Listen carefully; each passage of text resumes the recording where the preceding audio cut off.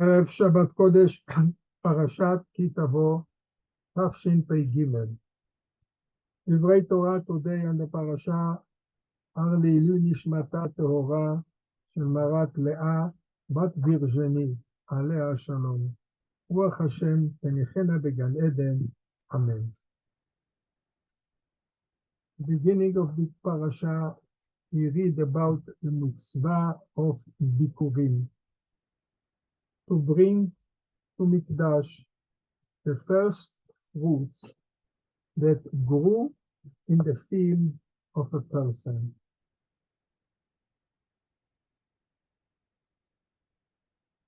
This is not being done once in life.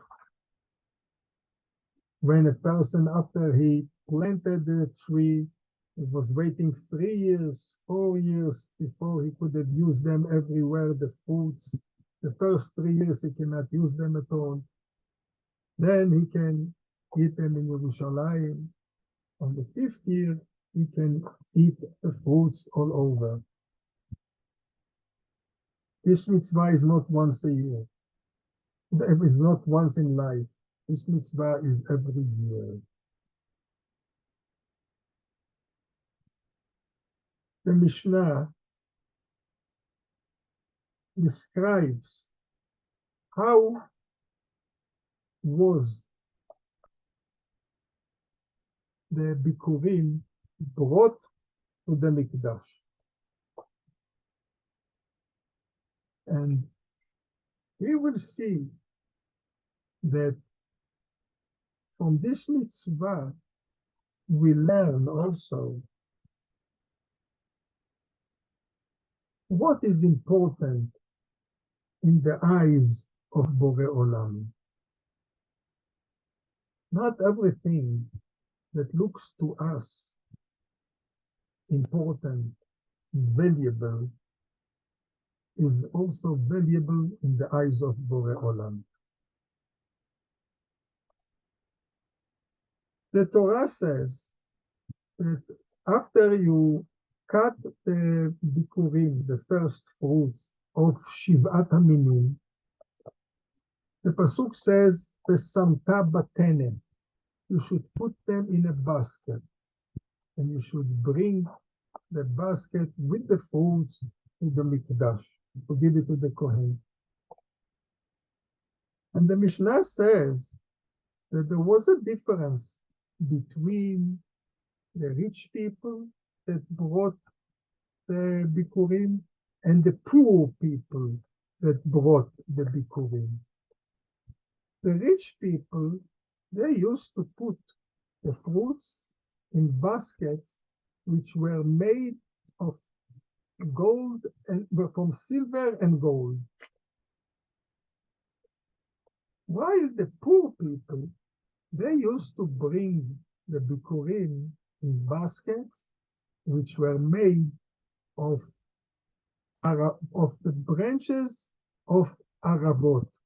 They used to remove the leaves from the stem of the arava, and they took the long stem, and from this they used to make a basket for a basket from these stems, like we are close to what we are having on Sukkot, that we have where to put the aravot and the lulav and the hadassim. And the Mishnah continues and says, when the rich men brought, and the rich people, they used to bring their bikurim in the gold, silver, and golden baskets, the Kohen used to take out the fruits and to give back the basket to the owner. While the poor people, they used to bring them with basket which is made of netzarim, means from the stems of the aravot. The Kohen used to take the fruits together with the baskets. and they didn't give it back to them. It comes out the question, which should have been the opposite. A rich person, he has everything, nothing is not lack of anything. He could have donated the basket to the Mikdash, to give it to the Kohen. So why shouldn't he take from him the basket? And from the poor man, that he doesn't have anything, so we should have bring him back, give him back the basket. Why we are taking the basket with us? To be taking from him the basket and we don't give it to him back.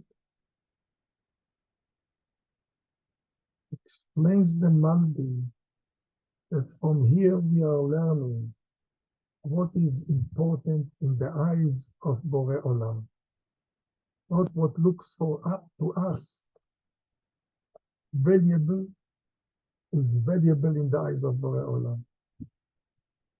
The rich man, from where did he have this basket? Did he made it with his own hands? No, he's not a goldsmith. He bought it in a store. The person is the expert that did the basket from gold and silver. He did it for any use. The rich person, he bought it from him to put inside the fruits. The poor man, different. He didn't buy the basket. He is very poor. He cannot buy anything. He did the basket, says the Malbi, with his own hands. And every stem that he took and he made with the stem the basket, he said, I'm doing it for the mitzvah of Bikurim, that I'm going to go to Yerushalayim, Yer Kodesh, to bring the fruits to Borei Olam, to Mikdash.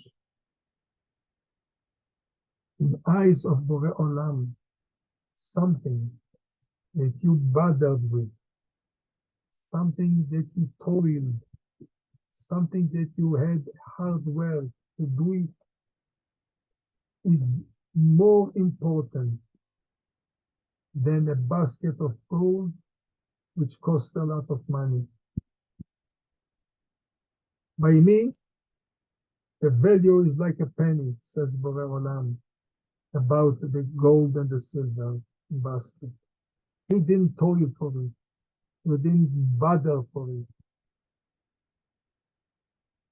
And therefore, to the rich person, Borei Olam says to the Kohen, give it to him back. But from the poor, we are taking it to the Mikdash, and they remain in Mikdash, to show him how Borei Olam appreciates what you did, especially that everything that you did was L'Shem Mitzvat Bikurim. 100% was L'Shem Mitzvat Bikurim. While the basket, you don't know what's the reason that the basket was made of. And from here, we are learning something to life.